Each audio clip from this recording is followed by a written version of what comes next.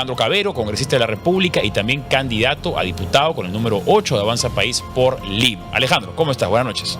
Encantado de estar aquí en Tribu TV. Gracias por acompañarnos en esta oportunidad, en esta primera semana y además a 3 días de las elecciones. Así es. Esta ya es tu segunda campaña, ya estás un poco más relajado, imagino, o ¿cómo ha sido esta campaña a diferencia de la anterior? No, todas las campañas son complejas, ¿no? Además, las elecciones en este país son absolutamente impredecibles y todas cuesta arriba, sí. Con lo cual cada una tiene sus desafíos, ¿no? Esta campaña ha sido una campaña súper fragmentada. La fragmentación ha sido una cosa brutal, o sea, hemos tenido 36 o 30, sí, por ahí ya ni siquiera recuerdo. Entonces, claro, ha sido muy difícil el factor diferenciador, porque tanto la izquierda como la derecha están fragmentados. Mucha oferta, dices tú. Mucha oferta, difícil, digamos, tratar de distinguirte, ¿no? Y yo creo que además una elección, Pancho, complicadísima para el elector. Sí. Con esa cédula, muy complejo, y yo creo que vamos a tener, por ejemplo, quizás el domingo, unos niveles históricamente bajos de voto preferencial. Sí, ¿no? Y altísimos de nulo, viciado blanco. Y altísimo de nulo. Y no adrede, ¿no? Yo estaba repasando justamente las cifras de las últimas elecciones, donde el voto parlamentario, que era más sencillo, porque eran 3 columnas nomás, para comenzar, en el voto parlamentario nomás hubo cerca de 30% de voto entre blanco y viciado. Sí. Y era 3 columnas, pero en las elecciones de ahora, que no sé, mi cédula creo que se la han llevado, pero teníamos una cédula por ahí, que son 5 columnas. Sí. Y que la gente, muchos de ellos no distinguen todavía la diferencia entre diputado y senado. O entre Senado regional y Senado nacional. Yo cuando planteé la creación del Senado dijimos, hagamos una sola circunscripción nacional de 60 senadores. La izquierda, que creía que podía tener predominio en el sur, en los departamentos del sur, dijo, no, creemos también senadurías regionales, ¿no? Y eso le ha complicado a la gente la vida tremendamente, porque la gente no sabe qué cosa es un senador regional, en qué se diferencia de un senador nacional. Y otra cosa también, ¿no? El Parlamento andino debería ser una elección completamente diferente. Sí. Ahí ya yo no sé, o sea, deberíamos hacerlo en otro momento, en otra circunstancia. Y yo creo que ese es el problema de una elección compleja. Debería ser tres casillas: presidente, senadores y diputados. Claro, ¿no? Este de acá es un poco como va a ser la cédula el día domingo. Y como decíamos, ¿no? Antes eran solamente 3 columnas y no eran 37 partidos políticos, porque hay 36 candidatos a la presidencia, pero tenemos también el FREPAP, que postula sin candidato presidencial, entonces estamos hablando de 37 fórmulas políticas. Muy complejo. Muy complejo, es una oferta demasiado grande y sobre eso de ahí ha sido difícil para ti en la campaña lograr justamente que se te identifique diferente a aquellos con quienes se te asocia. Mira, a ver, yo creo que, digamos, por los 5 años que he estado en el Parlamento he logrado tener ciertas banderas con las que la gente me reconoce ya en la defensa de las libertades, la economía y mercado, ¿no? La lucha contra Pedro Castillo en su momento, que fue muy fuerte. Ahora me sorprende a mí ver al hijo prometiendo un montón de cosas que el padre jamás hizo en su gobierno. O sea, ellos estuvieron 2 años en el gobierno, pudieron haber hecho el Ministerio de Ciencia o pudieron siquiera haberlo planteado. Ni eso hicieron. O sea, el tipo llegó a robar y cuando se vio absolutamente acorralado, se le ocurrió la delirante idea de hacer un golpe de Estado sin haber conversado con absolutamente nadie, ¿no? Yo recuerdo ese día, Pancho, estaba yo en la oficina del general Williams, que en ese momento era presidente del Congreso. Sí. Y yo recuerdo que no habrían pasado literalmente ni 5 minutos hasta que hablaron con el jefe del Comando Conjunto de las Fuerzas Armadas y le dijeron, mi general, porque además así le hablaban a Williams, que además había sido profesor de muchos de ellos en el CAEM, no se preocupe, estamos todos respetando el orden constitucional. O sea, ni 5 minutos le duró Castillo. O sea, yo creo que ahí, más allá de lo militar, ya algún día conversaremos de eso, ¿no? Más a profundidad, pero más de lo militar, la idea del golpe siempre fue con la calle, ¿no? Sí. Todo lo que se orquestó los meses siguientes a la caída de Castillo esos estaba preparado. Consejos descentralizados que hacía Aníbal Torres. Y todo eso que ocurrió en el sur estuvo premeditado como consecuencia del golpe. Originalmente para apoyar a Castillo. Lo que pasa es que como el golpe no le funcionó, porque no logran tomar físicamente el Congreso, que era una de las cosas que ellos querían hacer, felizmente la policía que custodia el Congreso no se pliega al golpe, ellos no pueden. Tú recordarás, ese día había una masa de gente en la avenida Bancay que no pudieron entrar al Congreso, ¿no? Y yo creo que ese iba a ser el comienzo. Y todo lo que se vino después estaba orquestado por Castillo. O sea, ellos tenían esto planificado por meses. Ahora, lo que tú mencionas, creo que muchos, o la mayoría, estamos de acuerdo en cómo narra la historia, cómo narra los hechos. Pero si revisamos las propuestas de algunos candidatos de izquierda, están utilizando a Castillo como un comodín y como un comodín efectivo, ¿no? Porque promete, vamos a indultarlo. Y ahí López Chávez dijo, uy, yo también quiero indultarlo. Y ahí, uy, yo también quiero indultarlo. Entonces, el hecho parece que se está creando otra narrativa distinta a lo que verdaderamente pasó.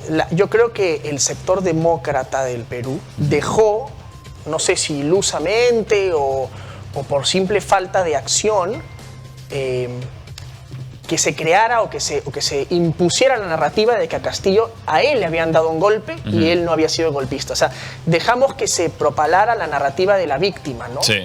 A la que el Congreso le había dado un golpe, cuando había sido absolutamente al revés y cuando la gente había visto en televisión nacional que él es el que había dado el golpe de Estado, ¿no? Y creo que ahí sí, de parte de los partidos políticos, de las fuerzas democráticas, digamos, dejamos avanzar esta narrativa sin haberla combatido quizás más firmemente. Y eso que solo han pasado 3 años, ¿no? Imagínate en 15 años qué historia se va a contar.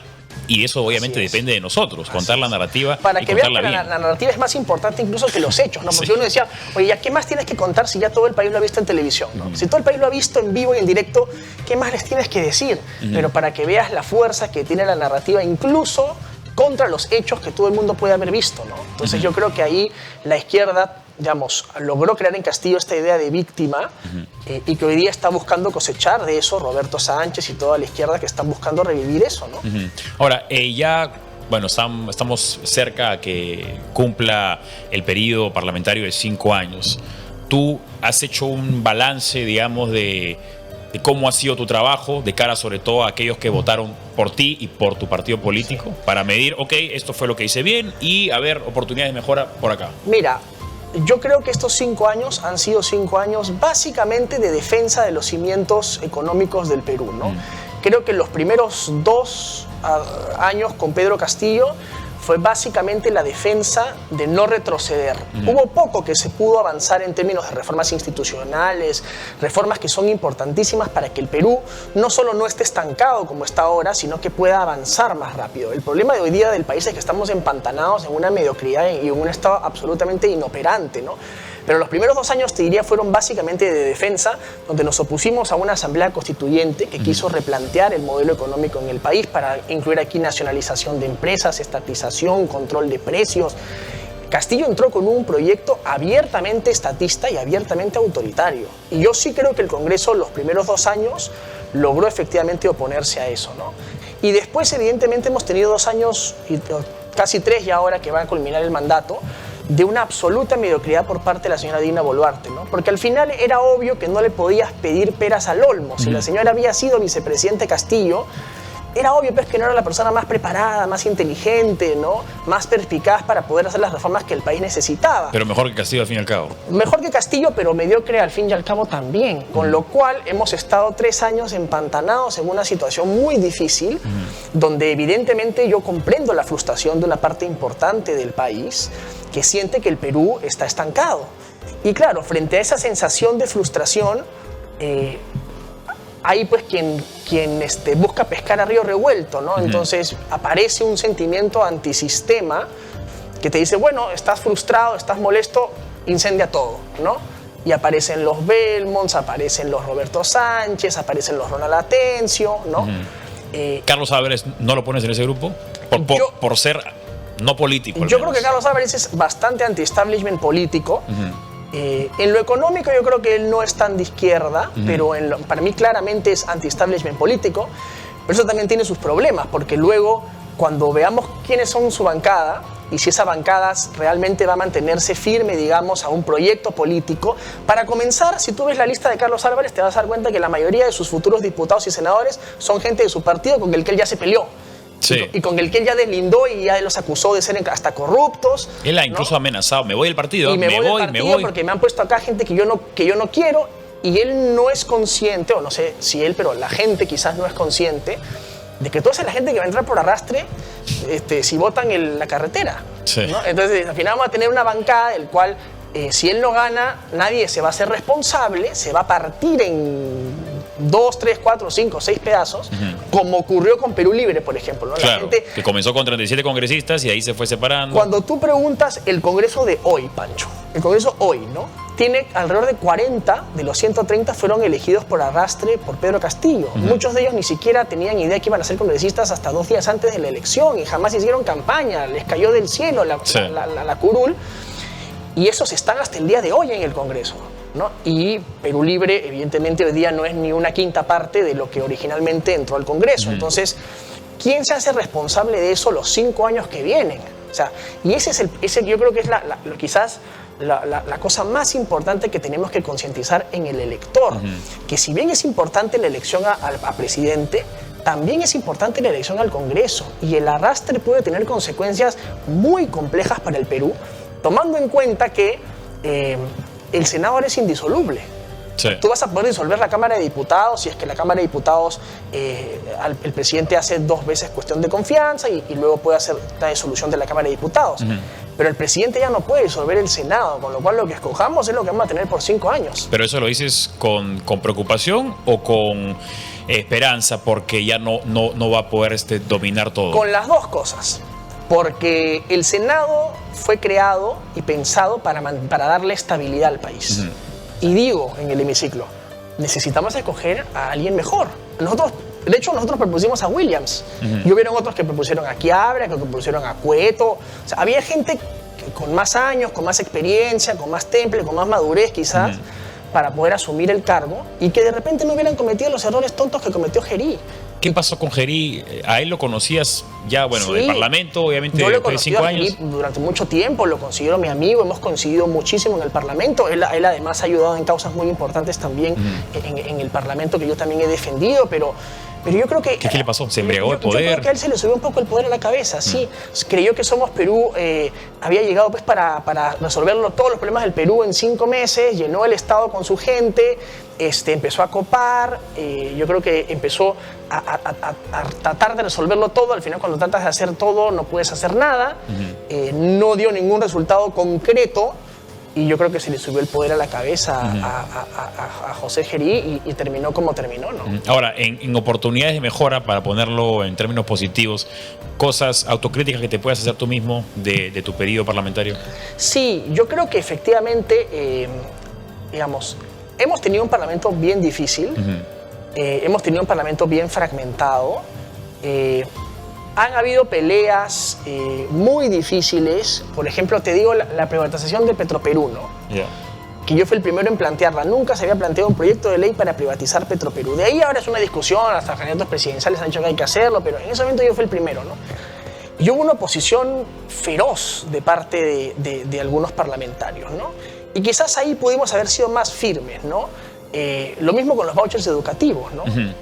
Ahí se quedó en la Cuando comisión. se te levanta el SUTEP, ¿no? Y entonces tú no sientes el apoyo de las bancadas que deberían apoyarte, las mismas bancadas de derecha, ¿no? Quizás ahí debimos haber sido más firmes o más contundentes en defender esas cosas específicamente. Hemos logrado con el consenso también otras cosas muy importantes, ¿no? Pero creo que en esas batallas duras, quizás porque Avanza País era una bancada muy pequeñita, éramos solamente 6. ¿no? Comenzaron 6 y de ahí fueron creciendo un poquito, ¿no? Crecimos un poquito con alguna gente que vino de Renovación, porque recordarás que Renovación al comienzo tuvo una división entre Montoya y Norma Yarro. De ahí Montoya termina siendo retirado de la bancada y Norma regresa a Renovación, pero nosotros crecemos un momento en una alianza con Renovación y luego ellos regresan a la bancada originaria, ¿no? Sí. Pero éramos muy poquitos, éramos 6, o sea, con 6 tú no puedes, digamos... claro, hacer mucho. Hacer mucho, sobre todo si tienes pues 45 de izquierda, 20 o 25 sin ideología y el resto derecha, algunos liberales y otros bien mercantilistas y bien populistas también, ¿no? ¿Hay algún proyecto de ley que se te haya quedado en el tintero, para ponerlos en términos de escritor? Sí, lo que te decía hace un rato, los vouchers educativos. ¿Eso se quedó en la comisión o nunca llegó a la comisión tampoco? Se quedó en la comisión, se quedó en la comisión, la privatización de Petroperú. Otra cosa que he visto, por ejemplo, y que fue muy difícil en este Congreso, porque muchos partidos tenían alcaldes, es crear mecanismos de control sobre los alcaldes, ¿no? ¿Cómo podrías hacer? Hoy día, por ejemplo, los alcaldes y gobernadores son prácticamente reyesuelos. O sea, yo puedo mandar yo tengo más posibilidad de fiscalizar a un ministro y si el ministro no te hace caso, le dice, bueno, lo interpelo, señor, y si no, lo censuro. El alcalde te puede nunca contestar la carta, te puede nunca contestar el papel y tú no tienes nada que hacer para conminarlo a que te dé una respuesta. Y yo, que me he paseado por todo el Perú, la gente está frustrada porque no hay control sobre los alcaldes. ¿Y qué cosa se podría hacer? Yo creo que los alcaldes deberían poder ser interpelados por el Congreso. Y lo planteé así, que vengan al hemiciclo y que puedan ser interpelados. Y si la representación nacional decide destituir a un alcalde que lo hace mal, lo destituye. Y yo creo, pero eso obviamente muchos partidos que tienen alcaldes jamás quisieron hacerlo, ¿no? Viendo un poquito los otros candidatos o los candidatos que se encuentran entre los primeros lugares, vemos varios de izquierda que han subido, bajado, se están comiendo un poco entre sí. Roberto Sánchez, López Chao, Ronald Atencio en un momento, pero creo que se quedó más por abajo. ¿La izquierda está en un mejor o en un peor momento que en el 2021? Yo creo que la izquierda está en un peor momento, creo yo, porque yo sí creo que lo que hizo Pedro Castillo a ellos les pasó factura fuerte, ¿no? Pero la narrativa de Pedro Castillo es la culpa del Congreso, la culpa sigue siendo pero yo creo que la gente sigue teniendo una idea de que la izquierda gobernando es muy mediocre.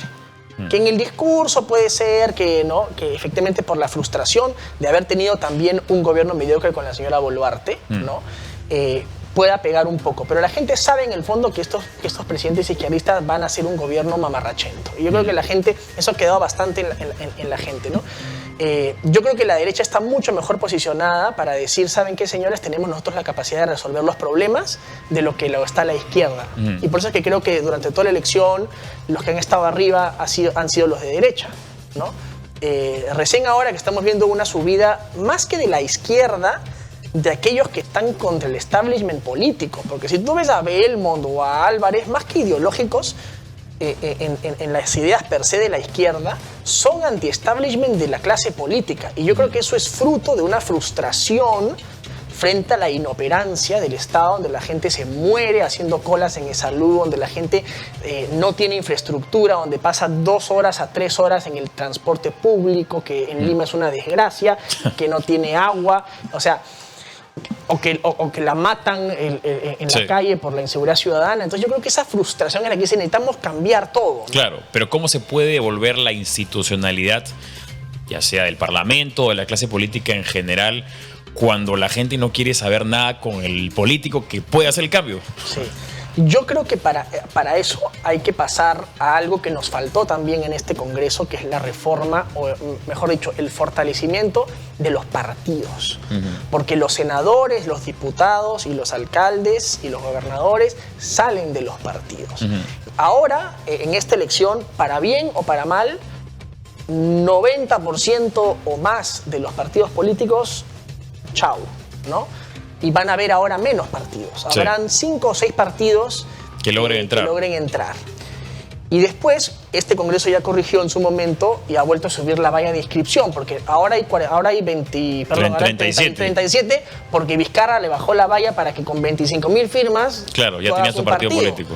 Ya solo hemos vuelto a subir a más o menos 500.000, con lo cual ahora es mucho más complicado. Entonces, con menos partidos, ya se puede tener partidos quizás menos personalistas y más ideológicos, porque vas a tener que agrupar a la sociedad en función de quiénes son de derecha, de izquierda, liberales, conservadores, socialdemócratas, socialcristianos, ya agrupas la sociedad y fortaleces la identidad partidaria y por tanto la defensa de ideas y fortaleces la política. Yo creo que lo que nos falta ahora es el fortalecimiento de los partidos. Con eso tendremos una mejor política, tendremos un mejor Congreso, obviamente. Y luego, la creación de unas primarias y el financiamiento de partidos políticos. ¿Qué opinas al respecto? Yo me opuse a ambas. Yo creo que el Estado... ¿No debe haber primarias? No. ¿Y por qué? Porque como las plantearon, permitían que tú pudieras votar en las primarias de un partido al que no militas. Claro. O sea, ¿yo por qué tendría derecho a escoger quién es el candidato del APRA? Que sean los apristas en elecciones los que decidan. Ahora, yo sí creo que todos los partidos políticos debería ser un militante, un voto, ¿no? O sea, yo no creo que las cúpulas deban decidir quién sí, quién no, ¿no? Yo creo que efectivamente si queremos democratizar los partidos tiene que ser un militante, un voto. Pero no que cualquier ajeno de la calle venga y le diga a quién debe ser su candidato. Por eso es que yo me opuse a las primarias como estaban planteadas. Y el financiamiento público de cajón debe eliminarse, ¿no? Yo creo que el Estado no debe darle un centavo a los partidos políticos. Mira tú la corrupción que ha habido con la franja electoral, Sí. la corrupción que hay en los partidos políticos con el uso de recursos públicos. Que sea la gente, que sea la sociedad, si el partido realmente es representativo, si el partido realmente tiene fuerza, que sean sus militantes, que sean sus activistas, que sean los ciudadanos los que financien las causas de ese partido. Pero ¿puede un partido político existir con financiamiento de los militantes? Sí. Pues, bueno, Depende cuán entusiasmada está la militancia respecto del En Estados Unidos, los famosos CPAC, Sí. ¿no? Los famosos PACs son los que financian a la mayoría de los candidatos y los políticos, ¿no? Y ahora que tienes pues Yape y Plin y todas esas cosas, ahora debería ser incluso hasta más sencillo, ¿no? Si el otro día no salía Belmont en un TikTok pidiendo que lo Yape. Claro. O sea, yo creo que ahora ya la política ha cambiado tanto que yo creo que involucrar a la gente en el financiamiento de una causa política o social es mucho más fácil, ¿no? ahora, Ricardo Belmont, justamente lo has mencionado, subió sorpresivamente y bastante en las últimas encuestas que salieron el domingo y dice, ¿no? Estas encuestas que no podemos ver, pero que todos estamos hablando porque se publican afuera, etcétera, que sigue ahí entre los primeros lugares. ¿Por qué un Ricardo Belmont sube tanto? Yo creo que es porque él representa este sentimiento anticlase política. Pero no lo representa Roberto Sánchez y López Chao y Ronald Atencio. Lo que pasa es que yo creo que ellos han aparecido en un momento en el que se ha podido notar un poco más quiénes son. O sea, una cosa es que Roberto Sánchez diga yo estoy en contra del sistema, pero después todos los anticuchos que tiene Roberto Sánchez. Claro, aparte es congresista. Y aparte es congresista, aparte es recontra establishment, ¿no? Ha sido ministro de Castillo, o sea, tú te das cuenta después y dices, bueno, no, de repente no es la opción, ¿no?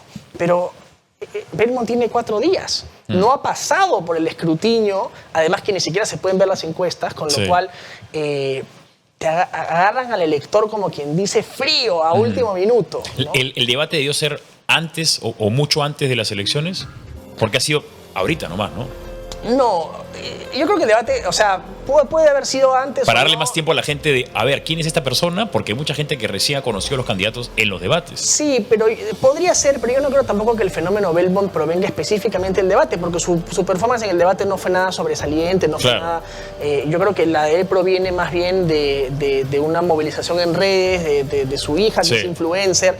Belmont tiene mucha pegada en este momento en los jóvenes, porque están votando por primera vez. Entonces, claro, hay mucha gente a la que están tomando desprevenida, como quien dice, ¿no? Sí, pero a nivel de...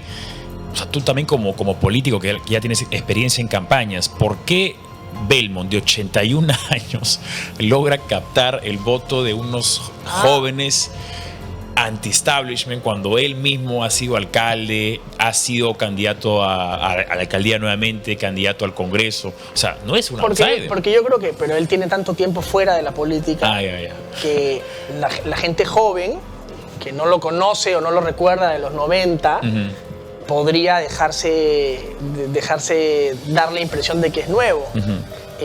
Y una cosa interesante, mira, de la gente joven, es que yo creo que los jóvenes buscan gente un poco mayor porque los ven como modelos. Ahora no te digo que el señor tenga nada de modelo, claro, pero digo que a mí me sorprendió, porque yo recuerdo en la campaña del 2011 con Pedro Pablo Kuczynski, por ejemplo, mucha gente joven lo apoyaba y mucha gente joven lo seguía. ¿Lo veo como el abuelito o algo así? No, porque veían en él a alguien, digamos, exitoso, un economista que había estudiado fuera, ¿no?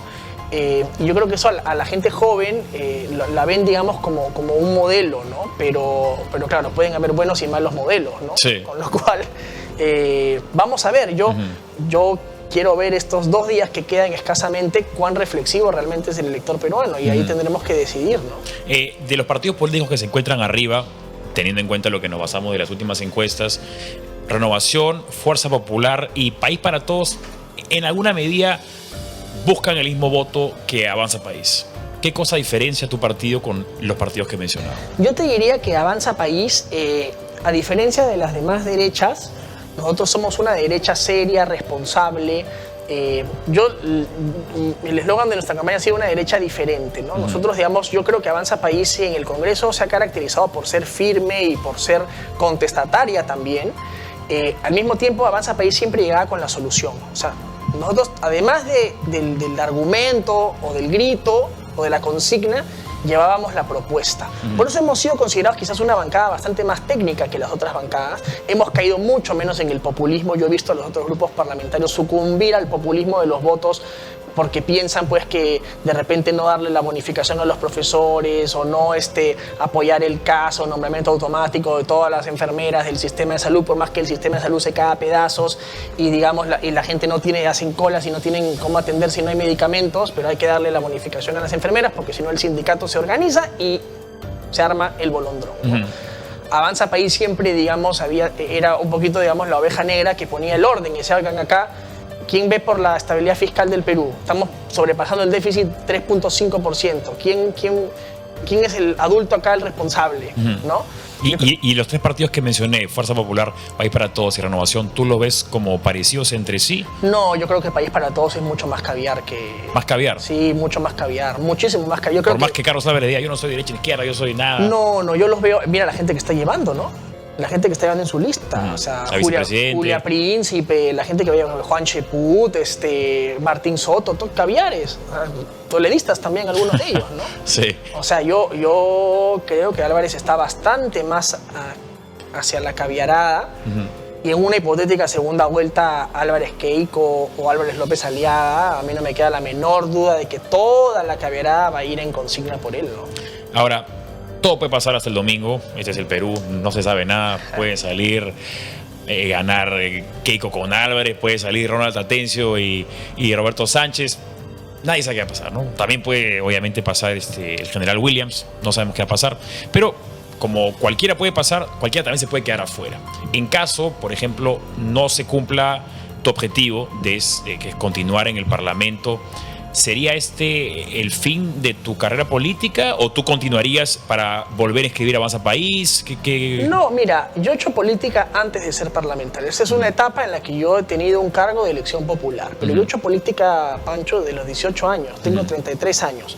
Yo comencé haciendo política como dirigente universitario en la Católica, que estaba llena de rojos, y nosotros fuimos uno de los poquitos partidos. ¿Siempre con el objetivo de voy a ir al Congreso? No, con el objetivo de contribuir a mi país. Uno hace política desde el lugar donde esté, desde la trinchera donde esté. Es más, yo no pensaba llegar al Congreso tan joven. Yo postulé con 28 años al Congreso de la República. Me gustó el proyecto Hernando de Soto y decidí apostar por él. Nuestra campaña le fue bien, tuvimos un mensaje que sintonizó y fue elegido congresista de la República, pero yo no pensé entrar tan joven, la verdad.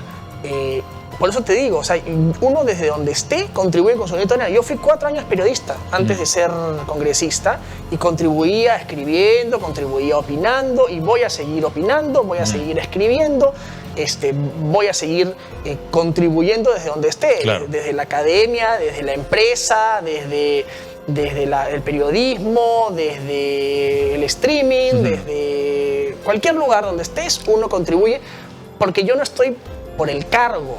Estoy porque yo soy un liberal que creo en la economía de mercado, que creo en la libertad individual y creo en las libertades económicas y quiero defenderlas. Eso es importante porque hay mucha gente que se aventura en la política como a ver qué pasa y como si fuera una especie de vacación pagada larga. Lo peor que le puede pasar a alguien que entra en política es no saber qué quiere defender. Yo entré en política porque hay ciertas ideas en las que yo creo que quiero defender. Yo soy un liberal, yo quiero defender las ideas que tengan que ver con la libertad. Entonces, yo estoy para defenderlas en mi país, desde donde esté. Hoy las defiendo desde el Congreso, mañana las podré defender desde otro lugar, ojalá desde la Cámara de Diputados, si ustedes me dan su confianza, de igual marcan el tren y escriben el 8, pero desde donde esté yo las voy a defender. Para eso entré en política, no para tener un cargo. Los cargos son momentáneos, los cargos son temporales, los cargos se acaban, ¿no? Lo que permanece son las ideas. Bien. Alejandro Cavero, congresista de la República, candidato con el número 8 por Lima, por Avanza País, estuvo con nosotros. Alejandro, la mejor de las suertes este domingo. Encantado. Cualquier cosa puede pasar. Igual estamos en contacto. Primera vez que vienes a Tribu TV. No será la última, por supuesto. Siempre estarás bienvenido. Conversaremos ya más adelante.